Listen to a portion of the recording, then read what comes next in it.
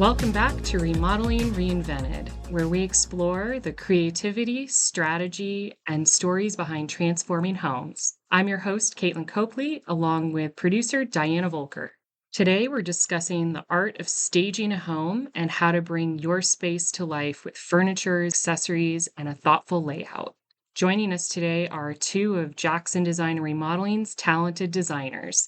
We have senior interior designer Jen Pinto, who you may remember from a few episodes ago, and interior designer Ivan Nunez. And today they're here to share how they help clients create beautiful, functional rooms that not only look amazing in photos, but feel inviting every single day. We'll talk about everything from choosing the right furniture scale to layering textures and adding seasonal touches. So we're covering it all. We hope that you enjoy today's episode. Welcome, Jen and Ivan. Hi. Hello. Well, we appreciate you talking to us today about something a little bit different and fun. So before we get into it, Jen, if you want to kind of walk us through what staging actually means in context to what you guys do on a daily basis. So I think one of the biggest differences in the way we sort of stage for photography is that we're trying to keep it simple in the sense that we want counters to be clear. We don't want too much clutter or too many personal items in the photos. I mean, the photos are going to be, potentially on social media or in our portfolio. So we don't want to give like dead giveaways like family photos and things like that. And of course, we're trying to highlight the design. We're trying to enhance the space. The accessories are not the focal point. It's supposed to be the space that we're photographing that is. So trying to pick out accessories that kind of go with the theme of the design. Yeah. And it may not be like for everyday living because it is maybe a little bit more sparse than what people would do with their everyday kind of lifestyle. But overall, it's to highlight the space and the designer's intent, right? So it's not necessarily about like the, how you would stage for a party or real estate. Sometimes like they kind of want a stage where people are almost living in there, but maybe they're like camping for guests or something. So it's like extra neat. This is more for, highlighting the areas that we're trying to photograph. Right. That makes a lot of sense. So with that said, when a remodel is complete and a client is ready to furnish their new space, how do you guide them in their furniture selections and accessory selections? Do you give them any advice on that? Yeah, so essentially we start out with like the function of the space. Like, what is this space going to be used for? Lifestyle is also taken into account. Like, do you have kids? Do you have pets? Is the fabric going to have to be some sort of like water or stain repellent material? So those are definitely questions that are asked. A lot of times we're helping with proportion and space planning too. Yes. So it's like, is this sofa going to fit in this space? What is the purpose of this space? Like, is it to have conversations? There's no television, or it's to host big movie events or something like that. So the focal point is the TV. So it's really about understanding how they're going to use the space and kind of building around that and making sure everything's kind of in proportion to the way people are going to travel through their space and things like that. Right. And is there any kind of rule of thumb as far as the timing or sequence in which people select their furniture? Like, oh, you should know how big your TV is first if you're going to use it for TV, or how does that work? Yeah, so I think it ties into how they're going to use the space. Like if the space is specifically for like TV viewing, like maybe it's a family movie room or something like that. Well, we do need to know how big the TV is. That way we can kind of determine how close or how far the furniture needs to be. And if it is a space like that, maybe we do oversized furniture so that it's nice and comfortable. There's spaces where you could put your feet up or, throw bean bags around. So it's really about understanding how the space is going to function. And I usually like to start with the focal point of the space. So if the point of the space is to watch TV, then obviously that TV is going to come into play. And then how do you build furniture around that so that it's facing the television? How many people are going to be viewing, making sure there's no like one spot that is like the terrible spot to watch TV. Or if a space is more about like sitting down and having conversations, it's like, how do you build spaces around that so that that all the seating is facing each other and there's still like walkable space so that if people are getting up and down, traveling, there's walkways and kind of pathways where that naturally happens. So it's really about like understanding what the function of that space is. And if we're talking about like sequence of things, I usually like to do seating first because that's probably the biggest component. Yeah. Or if it's a bedroom, obviously the bed. Yeah. And so it's like the piece that is going to take up the most amount of space in the room is probably what you should be building. Nice. Okay, that makes a lot of sense. And how do you think that furniture scale and placement can influence the emotional feel of the room? Or say there's a huge view, like we photographed a home recently that they had a beautiful ocean view. How does furniture have an impact on that? Well, I think it's about taking advantage of the views for sure. I mean, if you think about it, that last house that we photographed, the one you're referring to, like I can just envision that couple sitting on the couch watching the sunset. And it's going to set like right over the ocean. So, I mean, that furniture was placed in a very particular way because that's what their view is, right? It again just depends on function and how taking advantage of how the space is facing too, because should it face a particular way, there should always be sort of paths of travel to.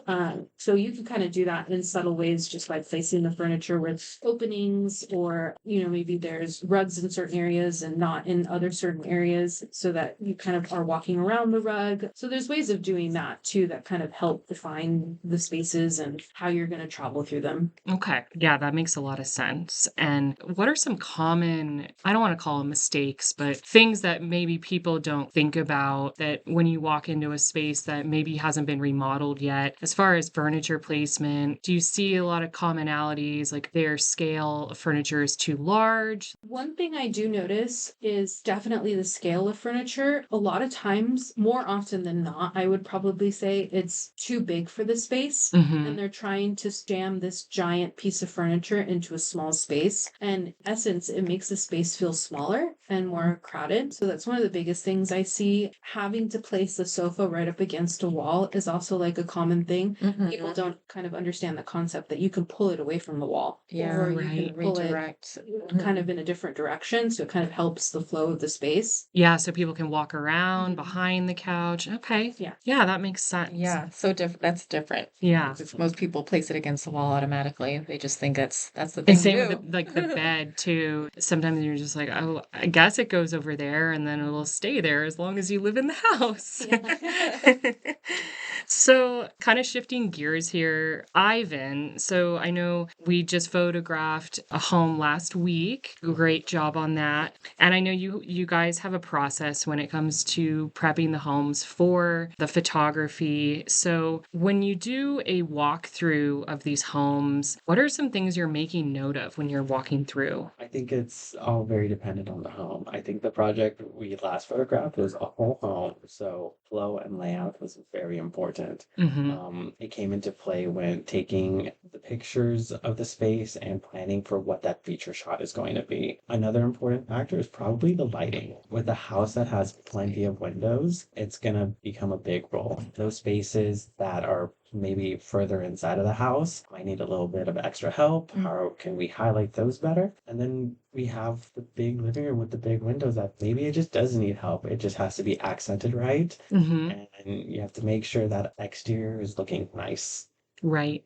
Another thing that we really want to make note of is we love your family, we love your kids, but when it comes to photographing this space, we want to make sure it looks neutral. We want this home to look like it's lived in by almost the perfect couple with no clutter anywhere. So No we clutter. pay attention to where your trash cans are, your mats, your shoes. We don't want to get those in, so we pre-plan to remove those. And that can help when someone is looking at the remodeling portfolio on the website, for example. They can kind of picture themselves doing a remodel similar to that. Yeah, we're essentially trying to create a mood board that anybody can see. Ooh, themselves mood in. board, living mood yeah. board. I like that. And speaking of that, do you have a strategy when it comes to planning each area for the accessories? And I know you bring in fresh flowers. How do you incorporate colors and how do you do that? Oh, yeah. I mean, every client, every home is different. And just like furniture, scale and proportion becomes a really big part, especially when decorating and staging, because you don't want something to overtake the look of the kitchen. You don't want the accessory to become the focal point. Sometimes things have to be a little bit smaller for a bathroom. You don't necessarily want the big vase in there. Yeah. Sometimes a little bit of a bigger vase makes sense on the kitchen island. How long is the counter? How tall are the ceilings? How much space is there to fill? We don't want, this tiny little vase on this giant entire slab island.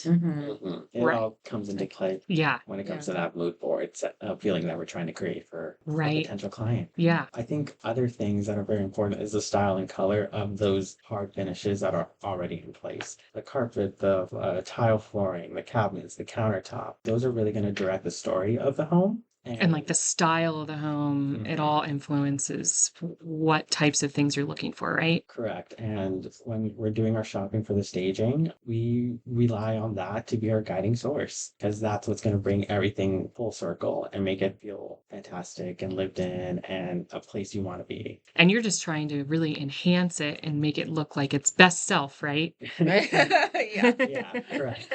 I think the goal is that feature shot, the shot that we're trying to get on the front of the magazine. Right, exactly. No, that makes sense. And in preparing for the shoot, I know you take pictures when you do your walkthrough. And Jen, don't you guys draw things out so you have like a kind of an idea? Yeah, so the way we did it the last time, which I felt like actually turned out really well, was I kind of let Ivan lead the walkthrough with the client, and I was in the background really focusing on taking pictures and taking straight shots with the intention of, well, how are we going to sketch on this picture? So I kind of had that thought in the back of my mind when we did that. It's almost like a creative's way of making a checklist. Yeah. Yeah, that's a good guiding point on like how we're gonna fill the space. Like, so we sketch some accessories on there, like, oh, well, I just sketched 3 objects on here. So that means I gotta figure out how to fill those spaces. Like, what do we have? What do we need to shop for? Right. So it's a starting point. It'll all get adjusted, but at least it's where we kind of start the creative process with that. Yeah. So I know you purchased some items and accessories and things, and then you have invested just from over time into some key pieces, right? There are some things that you store at JDR that you keep on hand for multiple photo shoots. Yeah, so we have a closet, which is actually a pretty good sized closet, and me and Ivan had spent quite a bit of time kind of reorganizing that. Oh, the closet. Yeah, lots of I want to go shopping in the I know, closet. me too. yeah, everybody walks by and was like, "Oh my gosh, I didn't even know this was here." But yeah, we spend some time kind of sorting, getting to know the closet, I guess you would say. Very well. And it's like, oh, look at all these vases we have. Look at all these objects. And like, oh, we have silver things. We have gold things. Look at all these books I didn't know we had. So it was a good way of getting to know the closet. Yeah. But yeah, there's going to be certain key points. We're always going to need books. We're always going to need candles, vases, things like that. And if it's like a good neutral piece that we think we can use, or, maybe it chipped on the corner or something, and we just have to keep it. It's just things that we know we'll use for many things. Yeah. I think closet is a great source for all of our photo shoots. However, what we really love doing is going out into the world and finding those special pieces that make the project feel whole. So while we can probably stage a project with what's in our closet, every home is special. Every home we want a story for. Yeah. And finding those pieces out there is really fun. And sometimes we get lucky, find a great piece that is going to make it into the featured shot, and it looks great. Yeah. And you probably get inspiration when you're out and about, even eating, I would think even eating at a restaurant, a cool restaurant or something, or just being about town, you might be inspired by multiple things and you could use your creativity, right? Yeah, I think any place is a place to find creativity, even after work. A restaurant is great. The mall, store, window shopping, Ooh.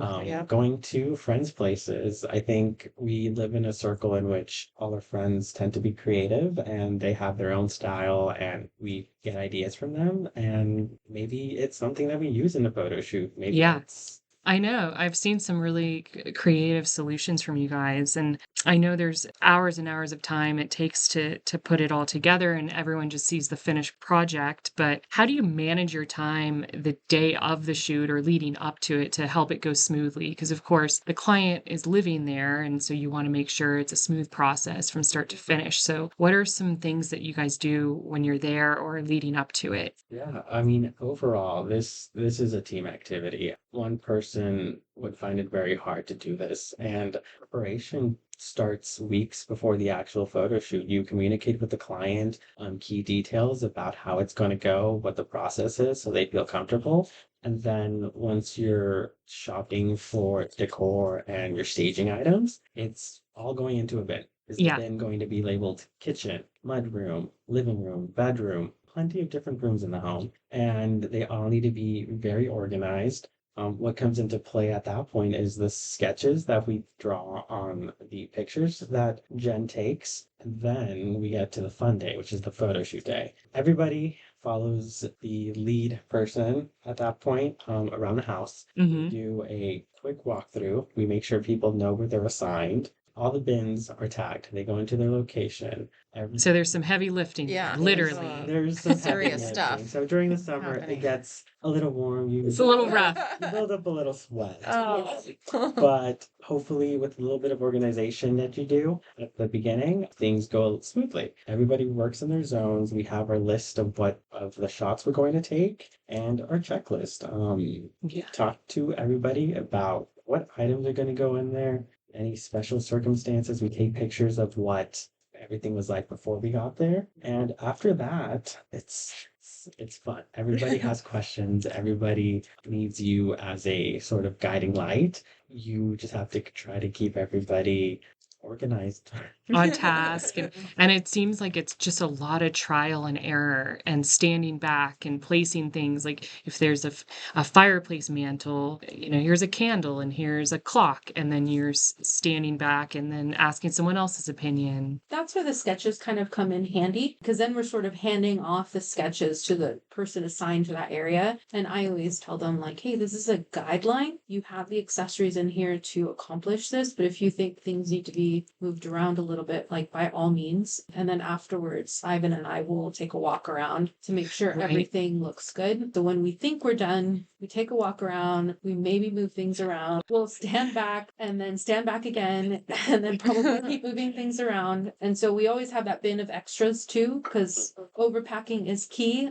Having options, yeah. that's so true. And Yeah, sometimes you just don't know how it's gonna look until you put it up there and you're like, oh, it's a little bit short or a little bit too tall, and yeah, you gotta swap it out with you're like, something I need else. something shorter, or you sometimes have to get creative. You almost, like, I know you guys were recently putting something in someone's clear cabinets, and it was kind of getting hidden because the plates or the bowls were a little too low. So Jen put like a little piece of wood and then placed it on top of it, and it was perfect, and it was a perfect height. So I think thinking outside the box. Yeah, for And sure. that was hilarious that you said you guys come back in and retouch, because I was helping them recently. It's a funny story. So I was assisting them with the primary bath in a recent photo shoot. And of course, I'm all proud of myself taking pictures. Like, look, I staged this. I'm sending it to my sister. Staged it. Look, I staged this. And then I'm like, I come back and I'm like, yeah, they changed it. Oh. It actually didn't look that bad the first time. So I was like, okay, their little retouches actually made it look way better. Oh. So,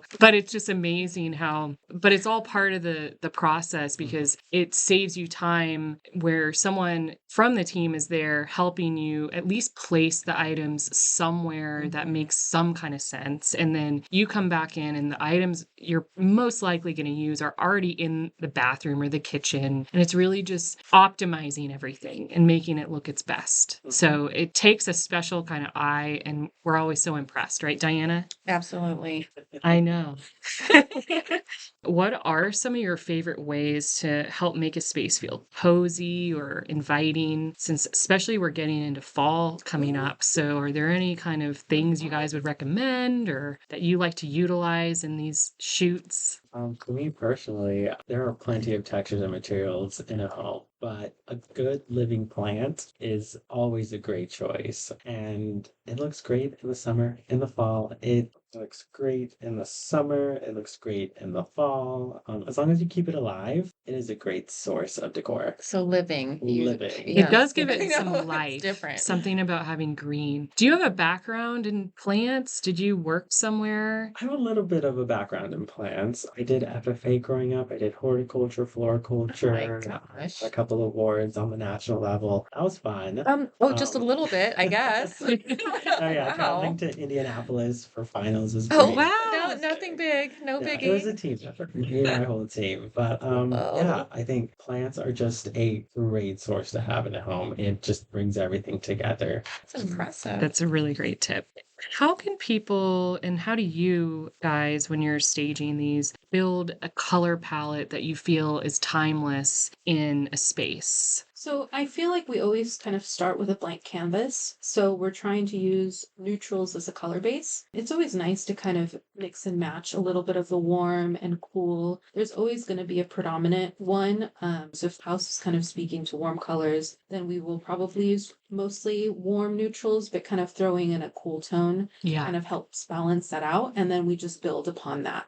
Accent colors, I mean, you can go crazy with accent colors, but if you're looking for something classic and timeless, I sort of refer back to like classic paintings, like earth tones, greens, blues, maybe some burgundies or like mustard colors. I always kind of think of what did artists use in natural elements of the earth to make paint. Oh, And those are timeless. You know, those you never get bored of. They're not too bright or crazy, and you just sort of build upon that. I Interesting. think that's that's a good- great it's analogy. a good way of doing it. What's Yeah. with the Pantone colors of the year? Do they ever come into play at all when they Sometimes you that. see them kind of trending in materials a little bit or in Okay. fabrics. A lot of it's fashion, beauty, that sort of thing. Okay. I remember in the past, like it's been fuchsia, or I think this year it's kind of like a muted color, like It's like brown. mocha Brown as a mousse. Oh yeah, chocolate. yeah. Mocha Yeah, It's like mousse. a there you brown go. color. Yeah. Mhm. So you kind of see the direction of like fashion kind of going in more of the browns and things like Oh, that. So I okay. mean it's in accessories, it's in even hair color, makeup is more of like an encompassing type of I thing see. with I Pantone feel like I've colors. seen it at the office too when the women are wearing the Yeah. mocha mousse Yeah. outfits I and feel like it's all over our clothes. yeah, and it changes, especially we look at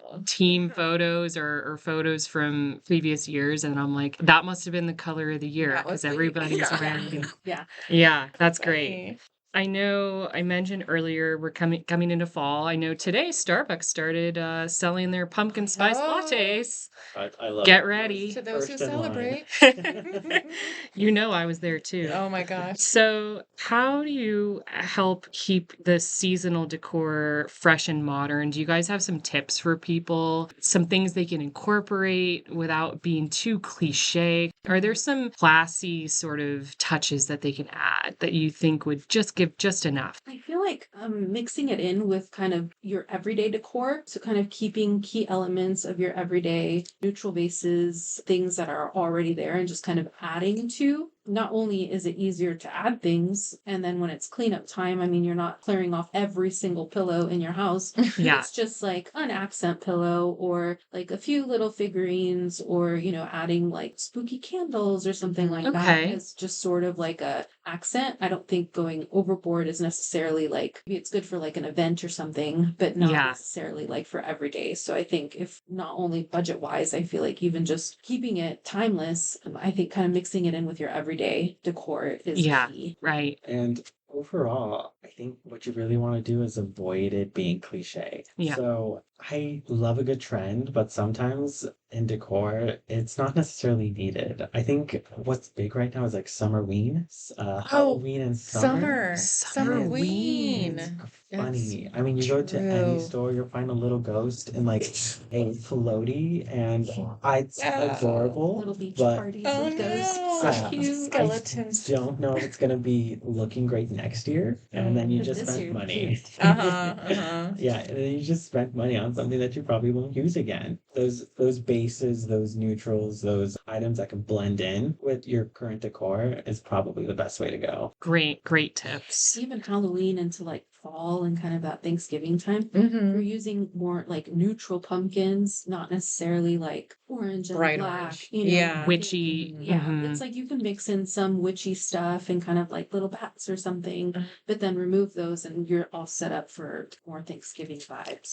That's a really great tip because yeah, it is a little bit different. The Halloween versus Thanksgiving, it's a different sort of look. So Then overall, if you're able to get them to bleed into one another, Oh. you save money. That's Like the key. if your fall works for Halloween, fantastic. If your Halloween works for Thanksgiving, great. Perfect. You're saving money. It's fantastic. Yeah. yeah, The 10-foot skeletons, I don't know what people are doing with that Where afterwards. do they put those? I think I've seen it year round. They put Santa hats on it. Oh my gosh! I During mean, that's 4th of a July. I don't know. creative way of Not for our photo shoots, but yeah. So to end things, Diana has some quick fire questions to ask you both. Woo! Okay, so Jen, I'm going to start with you. Okay. What do you think is one must-have accessory every living room should have? So with that, I mean, there's so many things, and Ivan's probably gonna laugh at this answer, but a good air plant is a good filler for everything. Air plant. What is that exactly? I know a lot of people don't really know what You are that asking the is. wrong Okay. person. Mr. Horticulture, what is Yeah, an air maybe Ivan knows plant what they are. in the It air? is a perfect plant for somebody who forgets to water their plants. Oh, all that the would be time. me. It's Okay. an adorable little like foliage plant that's all green. That looks fantastic, whether it's in a niche in a bathroom, right by your books, next to some beads or something. Does it go in water? What is it doing? You just spray it. You It- just spray it with Spray some the water. water. Spray It the lives in plant. air. It's an Yeah, air plant. In the air. In there. Oh my goodness. Okay. Well, So yeah, that's new. always great filler. Like I said, books, beads, like those are just great. I think they make spaces look high end, which Yes. is funny. You see beads all over stores. and Right. I've even had somebody say, like, "Oh, is that what those are for?" I know. You see them everywhere. Because you see them everywhere, and a lot of people don't know how to use them. What they are for. I know because I've seen you arrange them on Yeah. books or In a bowl? baskets. Yes. I think It's just to add texture and color. it is, and it's definitely a talent trying to get that placed right. Oh, yeah. Man, Yeah. Oh. That and Imagine. throw blankets. Oh my Yes. gosh. Like, there is a special technique that exists out there. I don't know if I've quite learned exactly what it is, but you It's have to throw that blanket perfectly. Uh-huh. So it doesn't How look to messy. throw it, So it but doesn't look stay messy. Messy. I It looks know. fun and lived in. I had to go on YouTube because I was like, this is just, I'm I'm stressed having a out. hard time. And then Very they have funny. different options within the options. I'm I like, know. I think it was easier for me to learn how to tie than Oh. throw a blanket. Well, now you know. Oh my gosh. All right, Jen. So if you could design a room around just one statement piece, what would it be? I almost feel like it could be like anything and everything. But if I have to pick one thing, I mean, if it's like a statement piece chandelier or a light fixture, I feel like that Oh, would those would be speak to good. so many things. It could almost like tell a story. mm-hmm, I mean, I think light fixtures definitely set the vibe of the room. I love for that. So I sure. feel like just finding that insanely cool artistic statement piece, like building a room around that. Nice. Yeah. And what do you think is one small change that makes a big impact in any space? Getting the proportions right. I think that's really important, making sure even if it's like a window covering, if it's the right proportion, it's going to really change the overall aesthetic of the space, making sure there's a blend of textures, soft versus hard. I mean, if you have wood flooring, a rug is always fantastic. Mhm. Different types of fabrics in your furniture and kind of seating arrangements are always great. There might be one furniture piece in one room and you go, have you ever thought about moving it over here in this other room or moving chairs? And sometimes when people see it in a different area, it can open up their whole world. Yeah. Sometimes just changing it up, not Yeah. being afraid to. And those furniture movers are convenient. I know, Ivan, those Oh, we little, use those, yeah. what are they? They're The discs? Yeah, the little disc that you put slip on your under the legs. furniture. It helps you Uh-huh. move things a lot easier if you're doing it alone. But luckily, I have a great team behind me. So yeah, I You're doing think the heavy lifting. sometimes you're in your home for so long. Those pieces just seem like, oh, they're gonna stay there. That's where they should be. But it just takes somebody to come in with that special eye and maybe give you that suggestion that like, hey, maybe it looks better over there. Or like, hey, Yeah, I guess Fresh. sometimes here. it's just like Fresh a eye. fresh perspective. Fresh perspective like that. Ivan, are you ready? I'm ready. What is your go-to source of inspiration when styling a space? I think my go-to source for every single space is probably the client. This is their baby. They've been here from the very beginning. They've owned the place for who knows how long. They lived through construction, through all the details. And I think at the end of the day, I really want to like honor the space and the intent of what it's supposed to be. So if they've been living their whole life in the army or something, or they're a dedicated teacher, I think it helps me plan for what the spaces should really be and what they should look like. That's good information. What is your favorite unexpected decor element you've used in staging? The most unexpected staging. You already did decor air element. plants, I know. so I was going to let's say work. put plants. No, those aren't unexpected. I think the complete opposite would be on the last photo shoot. There was like this metallic cage that was like 3 feet tall, silver. It looked like something an ant would live in, but it Whoa. looked fantastic next to this coffee table. A cage? It was. I don't even see know it what so. category it is in the store. It's not a vase. Yeah, you can't a put cage. anything in It's it. not a pedestal. It's in the cage aisle. Yeah. It's somewhere. It was close to Halloween. So I was getting like Halloween decor, so maybe I just accidentally picked up something. This client loved it though. It looks Wow. so fantastic in the space. And I mean, you see it at first and you're like, what is that? What do you put in it? Is it? Nothing. Nothing? Oh, just a cage. Okay. It's full of holes. It's Yeah. silver. Oh, it's okay. 3 feet I get foot it. tall. I think those weird abstract objects are sometimes the best. It's like an art piece. Yeah. I it's get an it. art piece. Mhm. Yeah, Sculpture in a way. exactly. Okay. Nice. That's great tip. Okay, and what do you think is one budget-friendly tip for refreshing a room instantly? If you want instant, Mhm. probably flowers. Ooh. Oh, Seasonal, flowers. You got makes me. sense and everything. If you want to wait a little longer than an instant, paint. I'm sorry, but It's a I think budget-friendly way to it's do it. budget Yeah, friendly. that's true. I want to say millennial gray is out. It's out. Swiss coffee. Sorry. not Get doing the out. Pantone of the year. What are we doing? Yes, a nice fuchsia color on the wall. Oh, would there be we go. fantastic. But yeah, I think it's just the paint color. It can make such a difference, Mhm. especially in darker rooms that people are like, oh, I don't have any light in it or something. But yeah, if you want to just wait a little longer, spend a little bit more, paint would probably. Okay, so flowers and paint it is. Yeah. Those are fantastic tips.